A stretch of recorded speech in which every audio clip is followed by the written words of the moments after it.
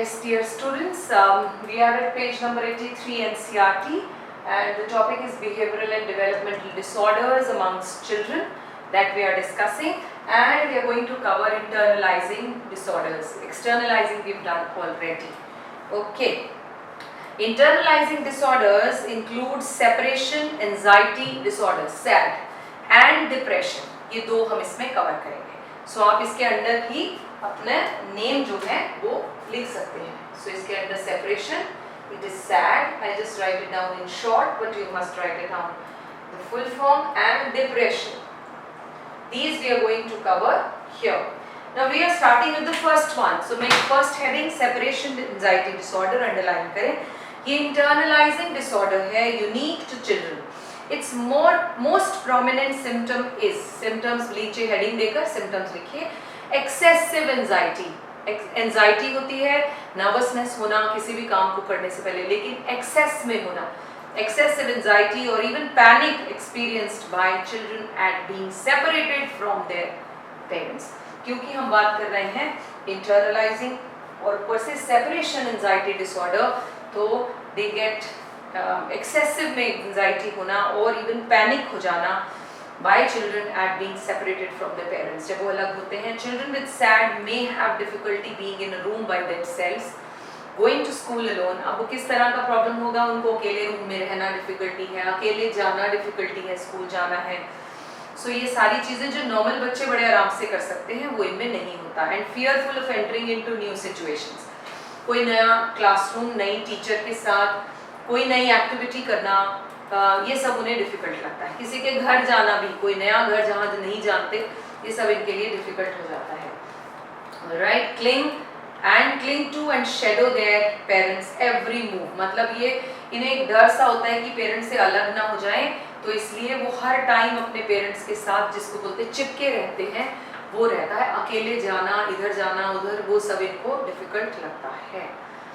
Moving further, to avoid separation, children with SAD may fuss. अब वो होगा क्या, चिल्लाने लगेंगे अगर पेरेंट्स उन्हें ऐसी सिचुएशन में कहेंगे no you go and sleep in your own room, तो वो फसी हो जाएंगे, स्क्रीम करेंगे, ऐसा behaviour, so that they are with their parents and they feel safe with them, and throw several tantrums or make suicidal gestures sometimes. All right. The way in which children express and experience depression, second आ गया जी आपका depression point, are related to their level of physical, emotional and cognitive development. ये किससे होता है, ये depression is related to all the three things. इसमें जैसे हमने लिखा है, physically अगर कोई इंसान फिजिकली गुड हेल्थ कैरी नहीं करता, बेड रिडन है, तो भी उसको हो सकता है. देन इमोशनल डिसबैलेंसेस, यानी बहुत बड़ा कोई सदमा जो है वो भी हमें डिप्रेस कर सकता है. एंड कॉग्निटिव, ब्रेन से भी रिलेटेड है. And in fact may show sadness by being passive and unresponsive. कैसे एक बच्चा कैसे दिखाएगा, आप उसे बुलाते रहिए, वो जवाब नहीं देगा, तो वो आपको क्या दिखा रहा है, अपनी सैडनेस शो कर रहा है. A preschool may appear withdrawal and inhibited. Preschool वाले बच्चे जो होते हैं वो बहुत energetic होते हैं, but they are showing that they are not interested in any work. Withdrawal. A school age child may be argumentative. उस age में बच्चों को they are not supposed to answer back when they become argumentative, combative, and a teenager may express feeling of guilty and hopelessness. These are the symptoms in different ages. Children may also have more serious disorder called pervasive. Third one आ गया इसके बाद, internalization के बाद. Third is you have a pervasive development disorder. These disorders are characterized by severe, underline कर लीजिए, severe and widespread impairment in social interaction and communication skills. All right, and stereotype pattern of behavior, interest and activities. Autistic disorder, autism आपने बहुत बार सुना होगा. I think there was a movie also in which the child was shown and the child was having autism. I don't remember. I think Black was the movie. No, she had the other disorder. Okay, I'll remember once I'll be able to recall. I'll surely share. Autism is one of the most common of these disorders. ये बहुत ज़्यादा है, देखने को मिलता है. Children with autistic disorder have marked difficulty in social. ये लोग जो होते हैं ऑटिज्म में, ये सोशल इंटरेक्शंस नहीं कर पाते. They do not like guests, they don't like to talk to any stranger and they are comfortable with those, वही जो फैमिली के 2-3 लोग हैं उनके साथ ही खुश रहते हैं. कम्युनिकेशन नहीं कर पाते, रिस्ट्रिक्टेड रेंज ऑफ इंटरेस्ट होते हैं, एक ही चीज़ में इंटरेस्ट होता है. लेकिन I have seen people, there is a doctor, I think he is a world famous surgeon and he was suffering from autism, rather अभी भी उन्हें है और बचपन से था. So he used to show interest in surgery और maybe biology में interest नज़र आया पेरेंट्स को, तो उन्होंने उस तरफ लगा दिया. He is a good surgeon. इसका मतलब ये नहीं कि ऑटिज्म है तो वो बच्चा कुछ परफॉर्म नहीं कर सकता. उसको किसी एक चीज़ में ऐसा इंटरेस्ट होता है कि अगर उसे आइडेंटिफाई करके उधर लगा दिया जाए, maybe music, dance, whatever, so according to the interest of the child, वो उसमें बहुत ज़बरदस्त मास्टरी करते हैं. So this is called restricted range of interest होते हैं.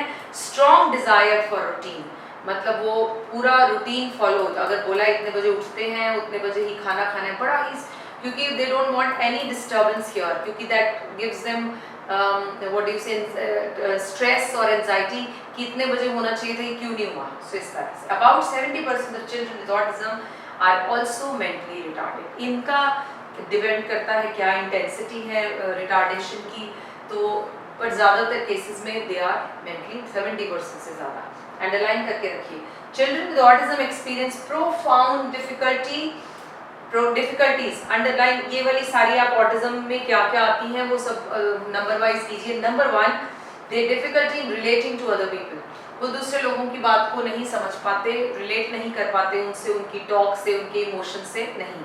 Number 2, they are unable to initiate social behaviour and seen unresponsive to other people's feeling. So they are not interested in the other person's feeling, they don't even understand that. Third, they are unable to share experiences or emotions with others. अपने भी emotions नहीं बता पाते अगर उनको नहीं समझ पाते तो.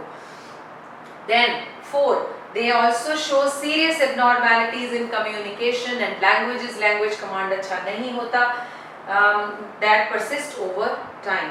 Many autism children never develop, next point लिखिए, never develop speech, and those who do have repetitive and defined speech pattern. मतलब या तो वो स्पीच डेवलप ही नहीं कर पाते जो थोड़ा बहुत मेहनत से कर पाते हैं. ऑटिस्टिक लोगों की स्पीच थेरेपी की जाती है, एटलीस्ट अपनी बात तो बता पाएं, तो वो अगर होगी भी तो एक ही वर्ड को बार बार बोलते जाएंगे या फिर डिफाइंड यानी बिल्कुल ब्रोकन सा होगा. Alright, children with autism often show narrow, I'm turning to page number 84, narrow pattern of interest. बहुत कम interest as I said. Repetitive behavior such as lining up objects or stereotype body movement. Lining up objects बार बार एक ही काम, फिर गिर गए फिर लगा दिया, मतलब and then stereotype body movement such as rocking, मतलब इस तरह से झूलते रहना एक तरफ किसी इस तरफ करते रहेंगे. These motor movements may be self-stimulatory, खुद ही करा है हैंड क्लैपिंग. सेल्फ इंजरीज कर सकते हैं such as banging in the wall और ऑन द फ्लोर. सो ये सब इनमें देखा जाता है.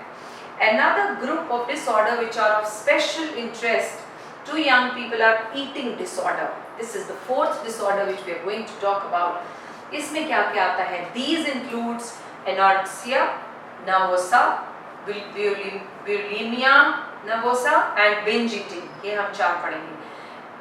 हम सबसे पहले से स्टार्ट करेंगे, आप भी इसका फ्लो चार्ट बना लीजिए और फर्स्ट से.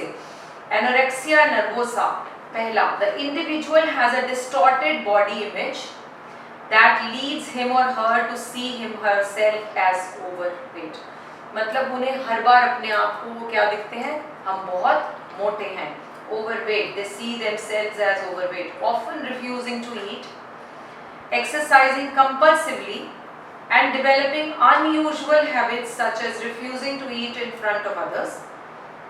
The anorexic may lose large amount of weight and even starve himself or herself to death. मतलब उन्हें लगता है हम बहुत मोटे हैं, खाना पे अवॉइड करते रहेंगे, मतलब all time starving, so they sometimes starve till death. Bulimia nervosa, that the individual may eat excessive amount of food. ये ऐसे होता है, ये उल्टा है, बहुत ज़्यादा खाते हैं. Then purge her or his body of food by using medicines such as laxatives or diuretics. फिर दवाइयों से उन्हें और तीसरा तरीका मेडिसिन से भी बंद करने की कोशिश और वॉमिट, मतलब पहले भर के खाना and then they vomit, so they assume हमने तो रखा ही नहीं ना अपने पेट में तो we will be fine. This is eating disorder.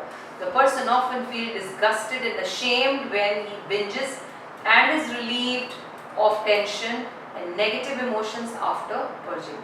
So what do this?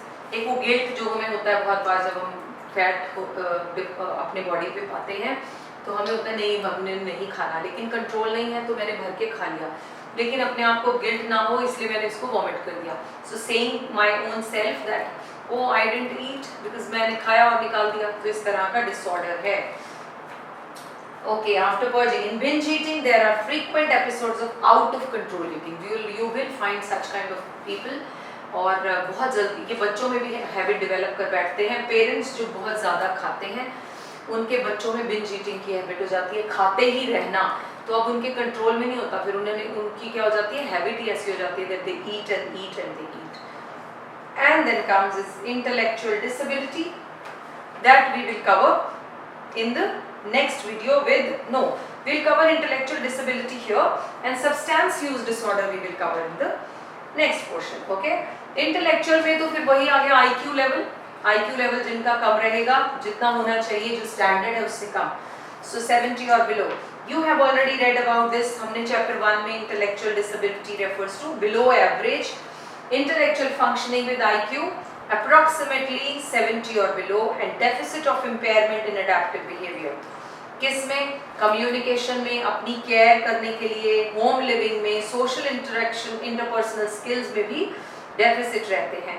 Functional academic skills work सब में डेफिसिट है. Which are manifested before the age 18 years, जो बच्चे 18 साल से पहले सीख जाते हैं. टेबल 4.2 डिस्क्राइब्स 4.2 हमारे पास यहाँ पे है characteristics of intellectually disabled person. So where do I have 4.2? Yes, is it 4.2? Okay, intellectually disabled students यहाँ नहीं दिया हुआ आपके बुक में है. No, okay, this yes we have this. Can you see this box?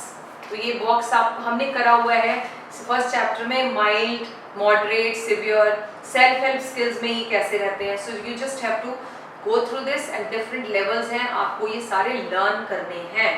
Alright, so that's all about this portion, and rest substance use disorder we will cover in the coming videos. Bye bye, take care.